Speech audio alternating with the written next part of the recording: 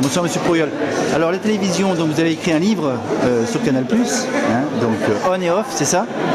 On Off, pas On et Off, On Off.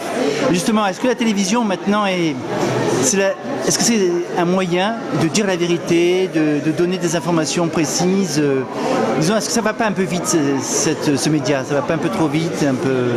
Ouais, c'est pour ça que j'écris un livre, c'est pour faire percevoir, grâce à la lenteur littéraire, ce qui se produit et ce qui ne se produit pas dans une émission de télévision extrêmement formatée qui obéit à ce qu'on appelle un conducteur avec un temps très découpé, qui est rythmé par les pauses publicitaires. Donc évidemment que s'il y a un médium qui est propice à l'expression d'une vérité, ça suppose un certain rapport au temps, ça suppose d'avoir le temps de repenser aux choses, ça suppose qu'elles ne disparaissent pas quand elles viennent d'apparaître. Et c'est pour ça que moi je continue à croire beaucoup à l'écrit, et en particulier à la littérature. Et puis il y a un problème aussi de financiarisation, c'est primordial dans la télévision. Oui, financement. C'est-à-dire que ce qui fait le rapport au temps, c'est le nombre de personnes qui regardent une certaine tranche temporelle. Au même moment. Et c'est évidemment dicté par la règle des annonceurs, de l'audimat. Donc c'est un temps qui est structuré par l'argent, évidemment. Voilà. Tout ça, ça risque de fausser justement la parole qui est donc donnée à la télévision et peut-être la crédibilité. Je ne sais pas si c'est une question de la fausser, mais en tout cas ça la formate, au sens où elle a des espaces extrêmement réduits.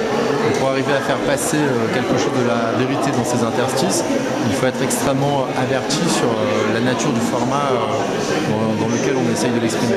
Parce qu'on dit vu à la télévision, ça paraît être, je sais pas, la parole d'évangile un petit peu, pour la plupart du public d'ailleurs.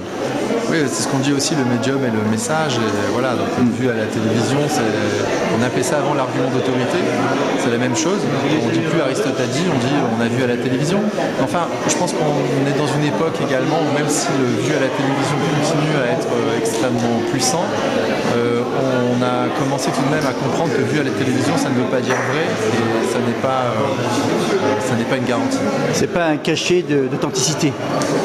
Non, c'est un cachet de reconnaissance, mais c'est une reconnaissance qui commence à être extrêmement effritée parce que justement il y a d'autres outils d'expression et d'autres outils critiques, notamment les réseaux sociaux, mais pas que, il y a simplement la simple conversation entre êtres humains est capable de mettre en question le vu à la télévision. Merci Monsieur Poyol, on vous verra dans une émission de télévision prochainement? Pourquoi pas, quand il y a des invitations, je viens d'en faire une avec mon camarade Pierre-Louis Basse, une émission qui s'appelle Le temps de le lire, où il y a du temps pour parler, pour parler avec quelqu'un qui a lu le livre dont on parle. Un prochain livre aussi en préparation? En cours, voilà. Dans quel thème? Quand ce sera fini, je vous en dirai plus. Merci Monsieur Poyol, merci.